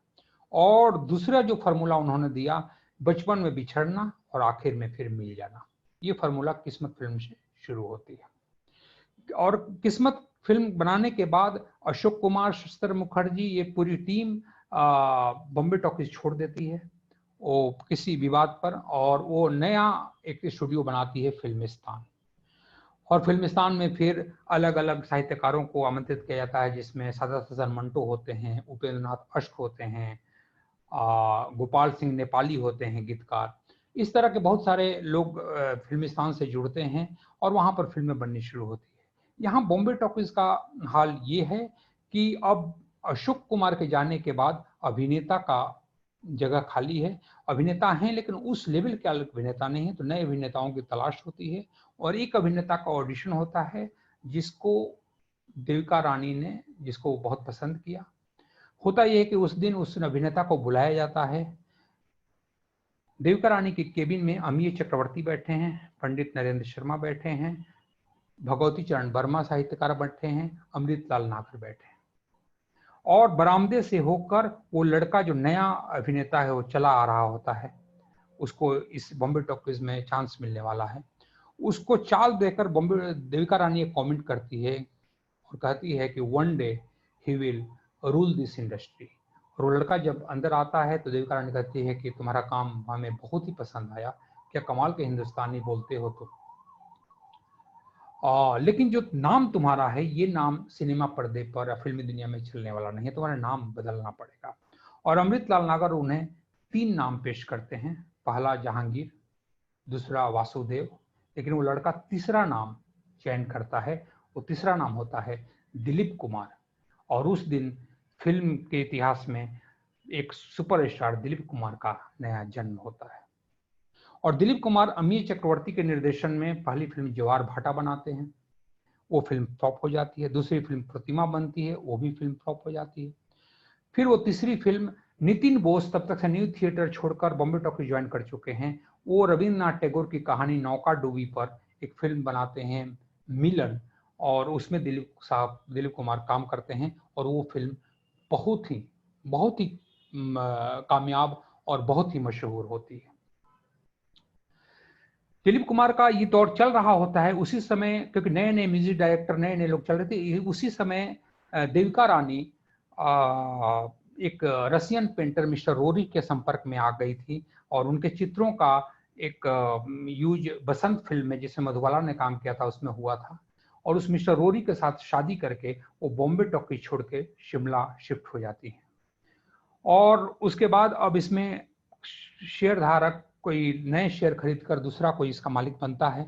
उस समय बॉम्बे टॉकीज में गुलाम हैदर म्यूजिक डायरेक्टर आ चुके होते हैं और गुलाम हैदर के पास एक लड़की आती है गाना गाने के लिए, और उनकी आवाज़, गुलाम हैदर को उसकी आवाज़ इतनी अच्छी लगती है कि वो उसी समय 2 फिल्में कर रहे होते हैं। एक फिल्मिस्तान की शहीद, उसमें भी दिलीप कुमार हैं, और यहाँ पर एक फिल्म थी मजबूर बॉम्बे टॉकीज की। वो 2 फिल्में कर रहे होते हैं। उस लड़की को लेकर जाते हैं कि शहीद फिल्म में मैं तुम्हें गाना गवाऊंगा, और वहाँ पर जब वो जाते हैं फिल्मिस्तान में, तो शशिधर मुखर्जी उनको रिजेक्ट कर देते हैं, उस लड़की को बोलते हैं कि ये लड़की की आवाज़ अच्छी नहीं है। और उसके बाद गुलाम हैदर उस लड़की को लेकर पैदल ही फिल्मिस्तान से गोरेगांव स्टेशन आ जाते हैं। गोरेगांव और फिल्मिस्तान के बीच का अगर फासला 5 या 7 मिनट का वॉकिंग डिस्टेंस है। गोरेगांव स्टेशन आ जाते हैं, उनको बॉम्बे टॉकीज जाना है, तो वहां से ट्रेन पकड़ के मलाड उनको जाना है, और मलाड से उतर के उनको बॉम्बे टॉकीज जाना है। तो वहां खड़े होकर ट्रेन का इंतजार कर रहे होते हैं, और एक धुन वो अपने सिगरेट के डब्बे पर वो बजाना शुरू करते हैं धुन, और ये लड़की जो है उस धुन पर गाना गाना शुरू करती है, गुनगुनाना शुरू करती है। गुलाम हैदर बोलते हैं क्या कमाल के तुम गुनगुना रही हो, एक काम करो, चलो गाना रिकॉर्ड करते हैं। और बॉम्बे टॉकीज जाकर मजबूर फिल्म का वो गाना रिकॉर्ड होता है, और वो गाना जो है इतना मकबूल होता है। वो लड़की और कोई नहीं बल्कि लता मंगेशकर होती है। लता मंगेशकर उसके पहले 2 फिल्में कर चुकी हैं, लेकिन बॉम्बे टॉकीज ने उनको वो शोहरत दी थी। उसके बाद अशोक कुमार का जब पता चलता है कि बॉम्बे टॉकीज में अभी एक तरह का वैक्यूम आ गया है, कोई उसको नेतृत्व करने वाला नहीं है, क्योंकि उनका एक भावनात्मक लगाव था बॉम्बे टॉकीज से, वो फिल्मिस्तान छोड़ के और अपने साथी सावक वाचा के साथ बॉम्बे टॉकीज आ जाते हैं। बॉम्बे टॉकीज के शेयर खरीद के उसके मालिक बन जाते हैं, और वहां पर फिल्में फिर बननी शुरू होती है। और अपने साथी सादत हसन मंटो, इस्मत चुगतई, शहीद लतीफ, ये सारे लोगों को वो लेकर आते हैं। उसके बाद होता यह है कि अशोक कुमार ऑलरेडी एक तो फिल्म कर रहे हैं, उसके बीच में एक छोटा सा प्रसंग है कि जब हिमांशु राय जब जिंदा थे, उस समय ख्वाजा अहमद अब्बास ने बॉम्बे टॉकीज में, क्योंकि उनका पीआर का भी काम करते थे, वो एक अंग्रेजी का एक उर्दू कहानी का तजुर्मा अंग्रेजी में करके लाते हैं, और हिमांशु राय उसको पढ़ते हैं और बोलते हैं कि उस राइटर को बुलाओ। और उस राइटर को लखनऊ से लाहौर से बुलाया जाता है, और उस कहानी पर हिमांशु राय कहते हैं कि इस कहानी पर तुम स्क्रिप्ट लिखो। वो राइटर और कोई नहीं होता है बल्कि कमाल अमरोही होते हैं। हालांकि कमाल अमरोही साहब हिमांशु राय के साथ वो फिल्म नहीं बना पाते हैं, तब तक से हिमांशु राय दुनिया छोड़ के जा चुके होते हैं। लेकिन अशोक कुमार साहब जो हैं कमाल अमरोही को इनवाइट करते हैं, और कमाल अमरोही एक नई स्क्रिप्ट पर काम करना शुरू करते हैं। और वो ऑलरेडी 2 फिल्में अशोक कुमार बॉम्बे टॉकीज का कर रहे होते हैं, तभी इस्मत चुगतई की कहानी पर शहीद लतीफ एक फिल्म बनाना चाह रहे हैं। उसकी स्क्रिप्ट सामने मेज पर रखी हुई है, और सादत हसन मंटो, शहीद लतीफ, इस्मत चुगतई तीनों कन्विंस कर रहे होते हैं अशोक कुमार को कि दादा मुनि आप ये रोल करो। और दादा मुनि बोलते हैं कि बॉम्बे टॉकीज का 2 फिल्में मैं कर रहा हूँ, ये किसी और से कराओ। और दादा मुनि थोड़े से चिढ़ से जाते हैं, और वो अपना सिगरेट लेकर बाहर लॉन में निकल आते हैं। लॉन में निकलकर जब वो सिगरेट फूंक रहे होते हैं, सामने देखते हैं कि बेंच पर एक हैंडसम सा लड़का बैठा हुआ है। उसको वो अपने पास बुलाते हैं, और वो आकर बड़े रिस्पेक्टफुली उनसे मिलता है, और वो पूछते हैं कि किससे मिलने के लिए आए हो। तो वो बोलता है कि मैं आपसे ही मिलने आया हूँ, और मैं एक्टर हूँ, और मैं एक काम करना चाहता हूँ, बॉम्बे टॉकीज से जोड़ना चाहता हूँ। उन्होंने पूछा कि तुम्हें एक्टिंग आती है? वो बोलते हैं हाँ मैंने 1-2 फिल्में की है, लेकिन वो फिल्में चली नहीं। अशोक कुमार उसको देखते हैं, गौर से देखते हैं, उनकी दूरदृष्टि उस लड़के में एक अभिनेता को ढूंढ रही होती है, और वो कहते हैं बाय द वे तुम्हारा नाम क्या है? वो लड़का बताता है मेरा नाम देवानंद है, मैं प्रभात फिल्म कंपनी में था, 2 फिल्में किया, लेकिन उसके बाद मैं यहाँ पर। और उस देवानंद को लेकर अशोक कुमार अपने केबिन में जाते हैं। शहीद लतीफ इस्मत चुगतई को बोलते हैं कि लो तुम्हारे फिल्म का हीरो मिल गया। और वो फिल्म थी जिद्दी, और उसमें कामिनी कौशल के साथ देवानंद को कास्ट किया जाता है, और फिल्म बहुत ही वो मकबूल होती है। इस फिल्म का एक के साथ एक और किस्सा ये है कि इस फिल्म में लता जी गाना गा रही होती हैं, और लता जी जब वहाँ से दादर से बॉम्बे टॉकीज के लिए निकलती हैं, तो लोकल ट्रेन में एक लोफर सा दिखने वाला लड़का उनको ताड़ रहा होता है। वो जैसे ही ट्रेन में बैठती है तो दूसरा वो लड़का लगातार उनको घूरे जा रहा है, और लता जी को लगता है कि ये लड़का मुझे क्यों देखे जा रहा है। लता जी कुछ कहती नहीं है। ट्रेन चली जा रही है, बांद्रा आता है, खार आता है, सांता क्रूज आता है, लेकिन ये लड़का जो है उनको देखे जा रहा है। जब वो मलाड उतरती है स्टेशन तो ये भी पीछे से उतरता है। जब वो तांगे पर बैठती हैं तो वो भी दूसरा तांगा हायर करता है और ये देखती है कि बॉम्बे टॉकीज वाले रास्ते से ही चला आ रहा है। वहां वो गेट कीपर को बोलती है कि एक आवारा मेरे पीछे पड़ा है, उसको अंदर मत आने देना। जब अंदर वो जाती हैं तो म्यूजिक डायरेक्टर खेमचंद प्रकाश उस समय इंतजार कर रहे होते हैं लता का। लता जी को बोलते हैं कि आप तुम पानी पियो, आराम करो, थोड़ी देर में हम रिकॉर्डिंग करते हैं। और उसी समय म्यूजिक रूम का दरवाजा खुलता है और वहीं लोफर लड़का वहां पर खड़ा, और लता जी देखते हुए उसको और चिल्ला पड़ती हैं कि तुम यहाँ भी। उसके बाद होता यह है, खेमचंद प्रकाश बोलते हैं कि हुआ क्या, हंसने बोले कि ये लोफर जो है दादर से मेरे पीछा कर रहा है, यहां तक आ गया। खेमचंद प्रकाश बोलते हैं कि तुमने पहचाना नहीं, ये अशोक कुमार के छोटे भाई किशोर कुमार तुम्हारे साथ वो इस फिल्म में गाना गा रहे हैं। और किशोर कुमार को जिद्दी फिल्म में पहला बार ब्रेक मिला है और वो गाना होता है वो करके 16 सिंगार, बहुत ही मशहूर गाना होता है और ये फिल्म जो है हिट होती है और दोनों का डुएट सॉन्ग भी हिट होता है। उसके उस जिद्दी फिल्म के बाद से ही किशोर कुमार देवानंद की आवाज बन जाते हैं। उसी समय जब कमाल अमरोही जो फिल्म बना रहे होते हैं वो फिल्म होती है पुनर्जन्म पर आधारित फिल्म और उस फिल्म का नाम होता है महल। और लता जी का गाया गाना आएगा आने वाला आएगा, वो गाना इतना रिकॉर्ड तोड़ बिजनेस करता है, वो इतना उसके रिकॉर्ड बिकती है और लोग जो हैं उस गाने पर के सुनने के लिए ऑल इंडिया रेडियो में हर बार रिक्वेस्ट भेजते हैं। वो 1-2 साल में उसके ऑल इंडिया रेडियो ने उस गाने को इतना बार बजाया आया है कि लोगों की जबान पर लता का नाम आ जाता है। और लता बॉम्बे टॉकीज लता जी को बहुत मशहूर सिंगर बना देता है। और इस महल फिल्म से एक फार्मूला हिंदुस्तानी फिल्म को मिलता है। इस महल फिल्म के साथ जुड़ा एक चीज और है कि इसके जो एडिटर होते हैं उसके एडिटर होते हैं बिमल रॉय साहब। बिमल रॉय तब तक न्यू थिएटर छोड़ के बॉम्बे टॉकीज आ चुके होते हैं और जब वो एडिटर जब उन्होंने एडिट कर रहे होते हैं तभी उनमें ये रीइंकार्नेशन, ये पुनर्जन्म की कहानी उनको इतनी अच्छी भाती है कि वो कुछ सालों बाद मधुमती जैसी फिल्म बनाते हैं। वो इसी फिल्म से प्रेरित होकर वो फिल्म बनाए थे।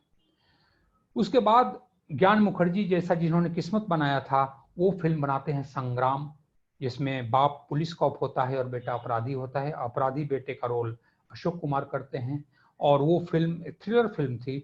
वो फिल्म बहुत ही कामयाब होती है और वो फिल्म पर बाद में रमेश सिप्पी उसी प्लॉट पर फिल्म आती है। उस फिल्म का नाम है उस फिल्म का नाम होता है शक्ति।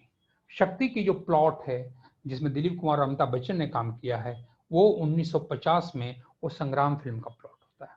उसके बाद बहुत सारी फिल्में उसके बाद बिमल रॉय माँ फिल्म बनाते हैं।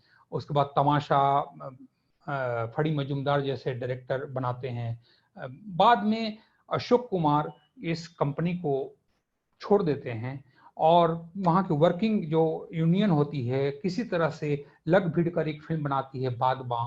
उसमें अशोक कुमार भी रोल करते हैं, देवानंद भी रोल करते हैं, लेकिन वो फिल्म जो है चलती नहीं है और बॉम्बे टॉकीज का गौरवशाली इतिहास वहाँ पर खत्म होता है और स्टूडियो बॉम्बे टॉकीज बंद हो जाता है। अभी सोचने लायक बात है कि स्टूडियो एरा जब खत्म होने की जब बात हम करते हैं तो इसकी शुरुआत सेकेंड वर्ल्ड वॉर के बाद शुरू हुई है। ये इसलिए क्योंकि सेकेंड वर्ल्ड वॉर के बाद होता यह है कि बहुत सारे काला धन लोगों के पास आ चुका है। उस काला धन के इन्वेस्ट करने के लिए लोगों के पास जगह नहीं है और एक ही रास्ता दिखता है, वो दिखता है फिल्म इंडस्ट्री।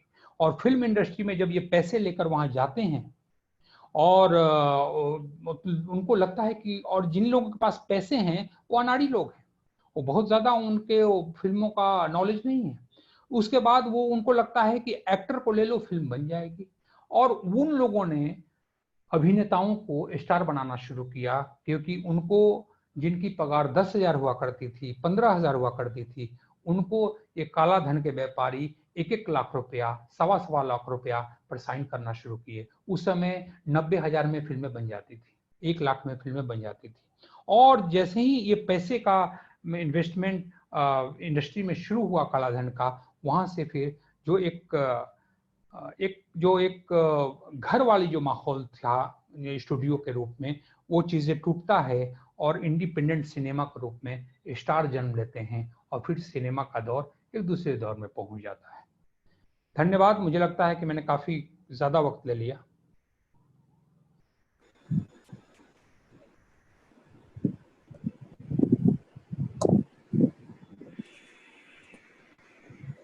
बहुत बढ़िया धर्मेंद्र, बहुत अच्छा वक्तव्य रहा, बहुत अच्छा आपने किया।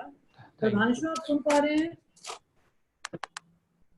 प्रभांशु, आपको आवाज आ रही है? हाँ प्रभांशु, प्रश्न पूछेंगे अब। जी सर, यहाँ चैट बॉक्स में प्रश्न आया हुआ है, तो ऐसे तो ढेर सारे प्रश्न हैं सर। इतना अच्छा आपका और इतना सारगर्भित वक्तव्य रहा। हम सब एक घंटे में सिनेमा के पूरे इतिहास से ऐसा लगा कि तब से यात्रा शुरू करके अब तक की यात्रा बहुत ही खूबसूरती के साथ आपने बयां कर दी सर। Thank you. एक प्रश्न आया है कि कोई जब युवा एक पटकथा लेखक बने तो उसे किन चीजों का ध्यान रखना चाहिए? एक युवा क्या है, पटकथा लेखक बनना चाहे तो उसे किन किन चीजों का ध्यान रखना चाहिए? देखिए, पटकथा लेखन जो है एक शिल्प है और थोड़ा उसको सीखना जरूरी है कि क्योंकि आप कहानी लिख लेते हैं, आप नाटक लिख लेते हैं, और पटकथा लिखने के लिए वो थोड़ी सी उसको क्राफ्ट की पढ़ाई और उसको जानना जरूरी है। सबसे पहले तो ये है कि फिल्म लेखन करने के लिए उसको विजुअल में सोचना शुरू कर देना पड़ेगा, क्योंकि जब तक वो दृश्य में नहीं सोचेगा, विजुअल में नहीं सोचेगा, तो वो फिर, क्योंकि पटकथा होता क्या है, स्क्रीन प्ले तो नाटक है, लेकिन जो पर्दे पर दिखाई दे वो पटकथा होता है, और पर्दे पर जो दिखाई देता है वो दृश्य होता है। तो इसके अपने जो सिनेमा के जो अपने बीम, अपने मुहावरे होते हैं, उसको समझते हुए वो चीजों को उसमें प्रयोग कर सकता है। और लिखने के लिए सबसे जरूरी ये है कि पहले उसका एक पढ़े, नए कहानियां पढ़े, नए उपन्यास पढ़े, फिल्मों को देखे, फिल्मों में किस तरह से चीजों को कैरेक्टर कैसे बनते हैं, उनकी कहानियां कैसे, किस तरह से कैरेक्टर का इंटरेक्शन होता है, किस तरह से वो इंट्रोड्यूस किया जाता है। अब जैसे मान लीजिए सपोज के तौर पर अगर ये लिखता है, कोई किसी को लिखना है कि एक गरीब लड़का है और वो 4 दिनों से वो भूखा है, तो एक गरीब लड़का है 4 दिनों से भूखा है, ये लिखने से स्क्रीन प्ले नहीं होगा। आपको ये दिखाना पड़ेगा एक बंदा जो है बहुत दिनों से भूखा लेटा हुआ है और वो बेसिन में जाकर अपना या कल्प जाकर अपना पानी पीता है। उसके बाद वो निकलता है बाजार में बहुत सारे फल फ्रूट्स खाने वाले लोगों को देखता है, तो लोगों को अमूमन पता चल जाता है कि अरे ये बंदा जो है लगता है कि भूखा है, वो देर तक वो खाने वाले को ताड़ रहा है। तो कहने का मतलब ये है कि पटकथा लेखन के लिए बहुत जरूरी है पहले तो लेखन, और लेखन के लिए जरूरी है पहले स्टडी और पढ़ाई, अच्छी पढ़ाई, अच्छी साहित्य और सिनेमा और वर्ल्ड लिटरेचर की जानकारी। उसके बाद फिर ये क्राफ्ट जो है लोग सीख जाते हैं करते करते। जी, एक प्रश्न है सर कि आपके मन में कब आया ख्याल कि आप पटकथा लेखक बने? क्या आपने कोई इसके लिए ऐसा कोई इंस्टीट्यूट ज्वाइन किया, कोई ट्रेनिंग ली? देखिए होता ये है कि जिंदगी आपसे वो तैयारी करा रही होती है, हमें मालूम नहीं होता है, क्योंकि हमें नहीं पता है कि हम आप ही अगर कोई, बहुत कम लोग होते हैं कि वो बचपन से ही, क्योंकि उनको म्यूजिशियन बनना है, उनको एक्टर बनना है, वो चीज़ों को पाल के और अपना काम करना शुरू कर देते हैं। हम अनजाने में उसकी तैयारियां कर रहे होते हैं। अगर हमारे पढ़ने की और लिखने की जो एक शौक था वो शुरू से रहा है, और पढ़ने की ज़्यादा, लेखन की चीज़ें बहुत बाद में आई, लेकिन पढ़ने की ज़्यादा थी, और पढ़ने के साथ हम उसका प्लॉटिंग देखते थे, कैरेक्टर देखते थे। और जैसे आपके मंटो की कहानियां हुई, चुगतई की कहानियां हो गई, अब राजेंद्र सिंह बेदी की कहानियां हो गई, उस कहानियों का जो प्लॉट, उस कहानियों का जो लेखन, उस कहानियों की जो संवाद, वो किस तरह से वो बनते थे, वो कहीं ना कहीं आपके जहन में वो रहता था। और जब मैं इस यहाँ पर आया तो मैं बेसिकली पहले क्योंकि डायरेक्शन के लिए आया था, शुरू में मैंने 2 साल डायरेक्शन में असिस्ट किया, अनुराग कश्यप को किया, फिर उनके भाई अभिनव कश्यप को किया, और इस तरह से और भी 1-2 लोगों को मैंने किया एक FTI के। लेकिन उन लोगों ने खुद ही कहना शुरू किया कि यार तुम्हारे में एक राइटिंग स्किल है, तुम लिखते क्यों नहीं हो, तुम लिखते। तो कहते कहते वो चीज़ें जो है, फिर मैंने एक सीरियल कर रहा था, उसमें फिर मैंने उसका डायलॉग करने लगा असिस्टेंट रहते हुए। फिर धीरे धीरे वो चीज़ें बढ़ती गई और बाद में जो है मैं पूरी तरह से लेखन में आ गया। जी। एक सवाल आया है सर कि आपकी बातों से सर हम इस निष्कर्ष पर पहुंचते हैं कि पहले जो संवाद लेखन था या जो पटकथा लेखन था वो ज्यादा अच्छा था बजाय अब के। तो क्या इनका कंक्लूजन ठीक है सर? नहीं, ऐसा कुछ नहीं है, क्योंकि आज के दौर में भी आज के सिनेमा बहुत ही समृद्ध हुआ है। अगर कंटेंट वाइज करें तो जो नए लड़के, नई जो पौध आई है हिंदी सिनेमा इंडस्ट्री में, खासकर 2000 के बाद, जो छोटे स्मॉल टाउन से आए हैं, जिनके पास गांव की भी संवेदनाएं हैं और कस्बा मोहल्ला इस सब चीज़ों को बेहतरीन जानते हैं, सिर्फ कॉस्मोपॉलिटन में वो नहीं रहे हैं, तो वो लोग अपनी कहानी, अपनी यहाँ की दुनिया लेकर आ रहे हैं और अलग तरह से उस कहानी पर काम हो रही है।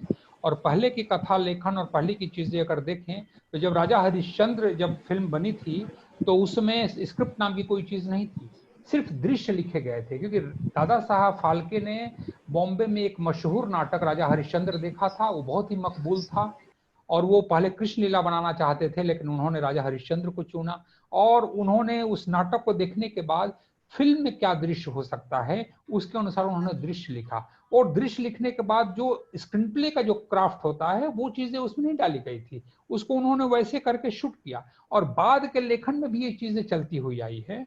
और बाद में मुझे ये लग रहा है कि 1940 के बाद एक इस प्रॉपर स्क्रिप्ट जो है लिखी जानी शुरू हो गई होगी। पहले भेज दिया था। तो आज के जो स्क्रिप्ट है, आज की तारीख में जो चीजें हैं, एक जो सबसे अभी की जो सबसे बड़ी डेवलपमेंट ये है कि आज बाउंड स्क्रिप्ट जो है हर एक्टर टेक्नीशियन को पर्दे पर मिलती है, शूटिंग फ्लोर पर मिलती है और जहां पर वो अपनी तैयारी करके काम कर रहे होते हैं, जो कि पहले ऐसा नहीं था। पहले सेट पर डायलॉग लिखे जाते थे, एक्टर को मालूम ही नहीं कि मुझे अगला सीन में क्या बोलना है। तो आज आपको प्रिपरेशन का टाइम मिलता है और वो चीजों को जी हेलो, आधा घंटा जैसे खत्म हो तुरंत दे दूंगा। ठीक है। अच्छा, वो आप महेंद्र सर, एक कॉम्प्लीमेंट मैं देख रहा हूँ कि अरुणा चौधरी जी का आया हुआ है सर आपके लिए कि आपका व्यक्तित्व तो हीरो वाला है, आपको हीरो भी होना चाहिए सर। ये तो बड़ा मुझे ताजुब ये होता है कि अच्छे पर्सनालिटी होने वाला लोग लेखक नहीं हो सकते या डायरेक्टर नहीं हो सकते, वो सिर्फ हीरो ही क्यों हो सकते हैं। और अगर दूसरी बात अगर हम करें तो मिसाल के तौर पर ओमपुरी और हमारे नवाजुद्दीन भाई जैसे लोग जो हैं वो उस हीरो वाली सूरत नहीं पाए हैं, लेकिन वो कमाल के एक्टर, उनके जैसा एक्टर कोई है नहीं। तो ये उनका कॉम्प्लीमेंट के लिए थैंक्स, और मैं जहाँ पर हूँ वहाँ पर मैं खुश हूँ और अपना काम कर रहा हूँ। Thank you. मैंने पिछली साल सर अनुराग कश्यप हंसराज कॉलेज में आए थे, तो एक उनके साथ एक संवाद रखा गया था। मेरा सर अनुराग कश्यप की फिल्म में मेरा एमपी भी है।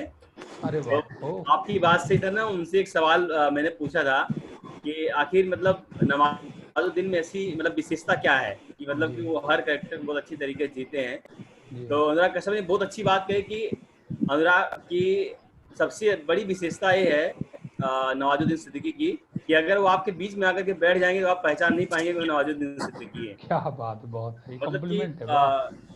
और सर हम लोग सर सिनेमा के विद्यार्थी रहे हैं और एमफिल भी किया, पीएचडी भी किया, लेकिन सर सिनेमा के इतिहास को इतने रोचक तरीके से मतलब बिल्कुल कहानी तरह इतने अच्छे ढंग से सर आज तक ना कहीं पढ़ा था और ना तो कहीं सर सुना था। बहुत अच्छा वक्तव्य सर आपका रहा मैं सर एक सवाल, क्योंकि सर जी। हंसराज कॉलेज में फिल्मों की सर बहुत बड़ी परंपरा रही है, जी बहुत जी लोग सिनेमा से गए, डायरेक्टर में, एक्टर में, लेखन में भी सर। तो हंसराज कॉलेज सर कोई याद अगर आपको हो, क्योंकि हम लोग भी सर विद्यार्थी रहे हंसराज कॉलेज के, अगर जी। वहाँ की सर कोई ऐसी याद अगर आपको कॉलेज की है तो आप सर प्लीज हमसे जरूर शेयर करिए। बहुत सारी यादें हैं, क्योंकि हम तो हॉस्टल में हम लोग रहते थे, कॉलेज मैं में हम। चाहूंगा कि उनकी गुरु भी बैठी हुई है रमा मैम, हाँ जी वो भी जी कुछ जी। शेयर करें कि एक छात्र के रूप में उन्होंने कैसे थे धर्मेंद्र सर जब थे तो। अभी धर्मेंद्र जी को सुन रहे हैं, वो अपने रोचक अनुभव बता रहे हैं कॉलेज के। बताइए बताइए धर्मेंद्र। कॉलेज के रोचक अनुभव एक नहीं, बहुत सारे हैं। और कई, जब मैं नया जब हंसराज कॉलेज आया था तो वो मेरे लिए एक बहुत बड़ा एक्सपोजर था, जहाँ पर स्पीक मैके में भीमसेन जोशी जैसे लोग आ रहे थे, जिसको हम अभी तक टीवी पर देखे थे। और आपके जितने भी क्लासिकल उस समय लोग थे, जाकिर हुसैन साहब आए हुए थे, और इस तरह का लोग कहते थे। उस समय के लिए अगर हम ये बात करें तो हमारा लाइब्रेरी, कैंटीन, हमारे हॉस्टल, और इस सब में एक अलग तरह, मतलब एक क्योंकि हॉस्टल में रहने वाले लड़कों का एक बड़ा ही कॉलेज जो था वो घर हो गया था। और हम लोग एक तरह से ऐसे रहते थे कि अभी एक इंसिडेंट, क्या कई इंसिडेंट है ऐसा। एक बार हुआ ये था कि मैं एक उसमें कोई क्लासिकल कोई सिंगर आए थे, और उसका मैं ये कर रहा था, एंकरिंग कर रहा था, और वो भीमसेन जोशी थे शायद। उसमें मैंने जो उनके साथ जो आए थे उसका नाम जब मुझे दिया गया, तो वो नाम जिसने लिख कर दिया था उसमें एक मैडम थी, पता नहीं अभी वो हैं कि नहीं, डॉक्टर रचना शर्मा जी, अभी हैं कि नहीं वो मैडम? हाँ, नहीं अब नहीं है वो, अब है नहीं, एक्सपायर कर गई है वो। अच्छा, एक्सपायर कर गए, ओके ओके। तो उस रचना समय शर्मा, आपके आपके आपके टाइम पे स्क्रिप्ट मैके उन्हीं के पास था। हाँ उन्हीं के पास थी। तो वो सारा, तो उन्होंने एक नाम दिया था, और वो नाम जब मैं बोलना शुरू किया तो पंडित अपना शिव शर्मा भी आए हुए थे, और उनके साथ इनका नाम थे जाकिर हुसैन के भाई साहब आए थे, तौफीक कुरैशी। तो उन्होंने जो नाम लिखा था उस नाम में तौफीक कुरैशी की जगह तौफीक सुरेशी लिखे थे। और मैं नाम पहले जानता नहीं था उनके बारे में, जाकिर हुसैन को तो जानता था। तो मैंने जब उनका परिचय देना शुरू किया तो मैंने बोला कि हमारे जो दूसरे गेस्ट हैं वो तौफीक सुरेशी हैं, और लोग हंसना शुरू किए। और मुझे लगा कि क्या गलत हो गया। फिर बाद में मुझे बताया गया कि नहीं नहीं, वो मिस्टेक है, तौफीक कुरैशी। और शिव शर्मा ने बहुत अच्छे से उसको संभाला, बोला कि क्या फर्क पड़ता है, कुरैशी या सुरेशी, तौफीक नाम तो आ गया। तो इस तरह की बहुत सारी चीजें हैं। जी जी। उस समय मैंने हंसराज कॉलेज में पहली बार कवि सम्मेलन, हास्य कवि सम्मेलन हंसराज हॉस्टल में कराया था। जो हमारे पास फंड नहीं होते थे, तो मैंने उस समय सीधे फोन उठाया और एक टीचर से मैंने नंबर सारे लिए थे, और अरुण जेमनी साहब, और अरुण जेमनी ने सारे लोगों को बुला लिया, हमारे सुरेंद्र शर्मा, और उस समय के और भी जो हास्य कवि थे, और कम पैसे में, क्योंकि उन्होंने बोला कि तुम लोगों का उत्साह देखकर, तुम लोगों का काम देखकर मुझे अच्छा लगता है कि ये कवि सम्मेलन कॉलेज में होना चाहिए, हॉस्टल में होना चाहिए, और हॉस्टल में वो चीजें हुआ। लेकिन मैं आज के तारीख में कहूँ, और विशेष तौर पर मैं रमा मैडम को मैं बधाई भी देना चाहूंगा कि इतना शानदार आपके नेतृत्व में एक्टिविटीज चल रही है हंसराज कॉलेज में। मुझे खुशी भी होती है और थोड़ी मुझे जेलस भी फील होता है कि हमारे टाइम में इतनी सारी एक्टिविटीज क्यों नहीं थी और इतनी सारी चीजें क्यों नहीं होती। जी, थैंक यू। अब मैम बताएंगी, प्रभांशु ने एक सवाल किया था मैम से, एक विद्यार्थी के रूप में नहीं धर्मेंद्र ऐसा सर है, को। फिर पहले तो मैं धर्मेंद्र को बधाई दूंगी। धर्मेंद्र सच में वक्तव्य बहुत ही अच्छा था। पता ही नहीं चला कि पूरे मतलब किस तरह से जो हिंदी सिनेमा का स्टूडियो जो पूरा आपने रख दिया, इसीलिए और आपको कॉम्प्लीमेंट भी मिला। सबसे बड़ी बात है जिस तरीके से आपने रखा पूरी सामग्री को, मतलब बांध के रखा, लग गया कि वाक्य में आप जो है पक्का सफल पटकथा लेखक हैं। आज हमने आपको 100 में से 100 नंबर दे दिया। Thank you. और जो क्या प्रभांशु ने प्रश्न पूछा, मेरे तो मतलब धर्मेंद्र जो है बहुत ही प्रिय विद्यार्थियों में से रहे हैं, इसीलिए इतने सालों से संपर्क लगातार बना हुआ है। लेकिन मैं आपको बताऊं, धर्मेंद्र ने जो आज कहा ना कि पढ़ना बहुत जरूरी है, धर्मेंद्र सही में उन दिनों खुद भी बहुत पढ़ते थे। जैसे कवि सम्मेलन की बात की, प्रोग्राम की एंकरिंग की बात की, धर्मेंद्र, जो हम एक्टिविटीज आज कर पा रहे हैं ना, उन एक्टिविटीज की जो नींव है वो आप ही लोगों ने रखी थी। इन लोगों का बैच बड़ा ही एक्टिव बैच था और हम तो सोच भी नहीं सकते थे, और ये सब मिलजुल कर सारे का सारा काम ये विद्यार्थी करवा लेते थे। पर वही बात है ना कि जो पेड़ लगाता है उसका फल उसको खाने को नहीं मिलता।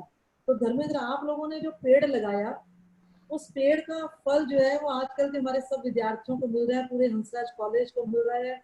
इसलिए भी हंसराज कॉलेज आपका विशेष अभिनंदन हमेशा करता है।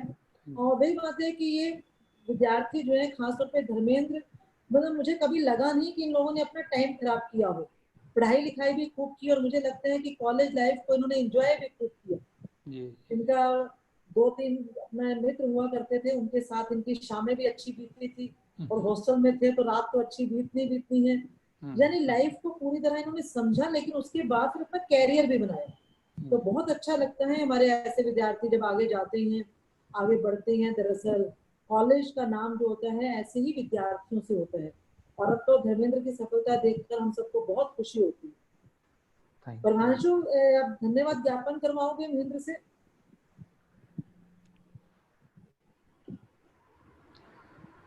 Thank you ma'am, thank you so much. धन्यवाद धर्मेंद्र, नहीं बहुत अच्छा लगा। इसी तरह से कॉलेज का, अब आपने कॉलेज और मुंबई नगरी में एक सेतु भी बनाना है धर्मेंद्र।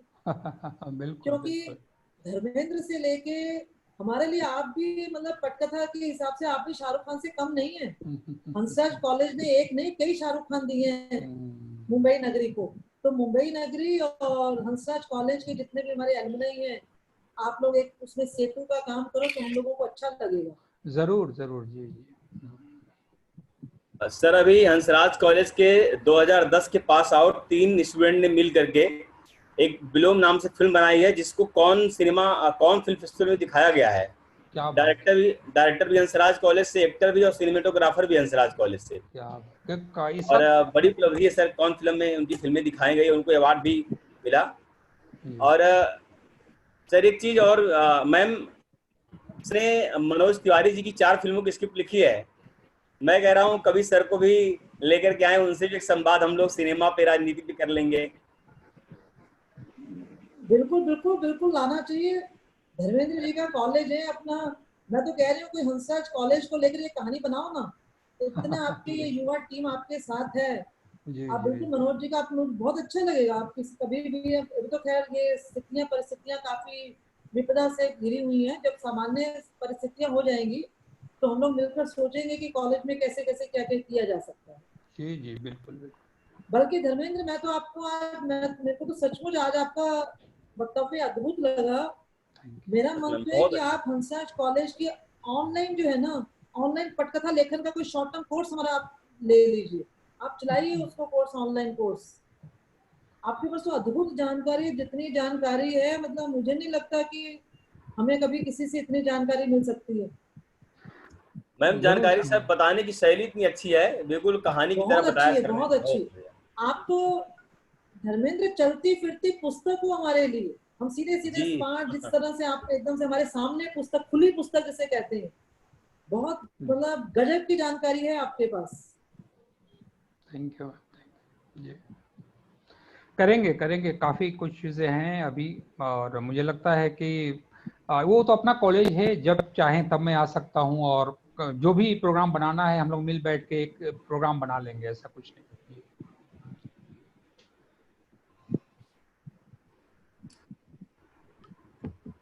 प्रभांशु, आवाज आ रही है आपको? हाँ महेंद्र जी मैम, बिल्कुल आ रही है। तो आज के इस कार्यक्रम के जो मुख्य हमारे वक्ता थे धर्मेंद्र नाथ ओझा जी और संयोजक प्रभांशु भाई, और हम सब की प्रेरणा, मैं बार बार कहता हूँ कि सर मैम की प्रेरणा से हम लोग बहुत बड़े बड़े कार्यक्रम करते हैं, और उसकी एक कड़ी थी। और सबसे बड़ी बात है कि सर हम लोग जरूरी कार्यक्रम करते हैं। ये सर जो सिनेमा से जुड़े हुए, जो एकेडमिक रूप से सिनेमा से जुड़े हुए लोग हैं, उनके लिए बहुत बड़ी एक तरीके से, अभी वीडियो हमारे फेसबुक लाइव पे भी सर चल रहा है लगातार, वहाँ पे अपलोड है, जब कोई देखना चाहे वहाँ देख सकता है। तो सर इतने अच्छे वक्तव्य के लिए सर आपका बहुत बहुत आभार। और हंसराज कॉलेज और कैंपस कॉर्नर मिल करके सर हम लोग एक फिल्म फेस्टिवल भी करते हैं। सबसे पहले साल में विशाल भारद्वाज जी को बुलाया था, इस बार समीर साहब आने वाले थे, लेकिन कोरोना की वजह से नहीं हो पाया। तो हम सब लोग मिल करके सर कुछ बड़ा करेंगे, बस थोड़ी स्थितियां समान हो जाए। और आपका बहुत बहुत धन्यवाद सर, हम फिर आपसे मिलेंगे, फिर आपको जोड़ेंगे। मैम का भी धन्यवाद, प्रभांशु भाई जो लोग जुड़े हुए हैं सबका बहुत बहुत धन्यवाद। आप सबको धन्यवाद, थैंक यू। धन्यवाद धर्मेंद्र, भी 5 शुभकामनाएं भी धर्मेंद्र, आपको भविष्य के लिए हंसराज परिवार की तरफ से शुभकामनाएं भी। थैंक यू मैम, धन्यवाद, शुक्रिया। Thank you. जितने पार्टिसिपेंट्स हैं अभी आप लोग 5 मिनट मीटिंग में बने रहे। अमित सर मीटिंग एंड मत करिएगा अभी, 5 मिनट में जैसे ही आप डाल दीजिए वो फीडबैक फॉर्म, उसके बाद आप मीटिंग एंड कर सकते हैं। अमित चौहान सर, आप सुन रहे हैं मुझे? जी सुन रहा हूँ प्रभांशु जी, सुन रहा हूँ। कितना मिनट लगेगा सर? वो बात हुई है 5 मिनट में भेज रहा है। अब आप फ्री हो गए, अब इनके पार्टिसिपेंट्स के कुछ धर्मेंद्र सर आप मीटिंग छोड़ सकते हैं। Okay, thank you. हाँ धर्मेंद्र सर मीटिंग छोड़ सकते हैं। जी जी।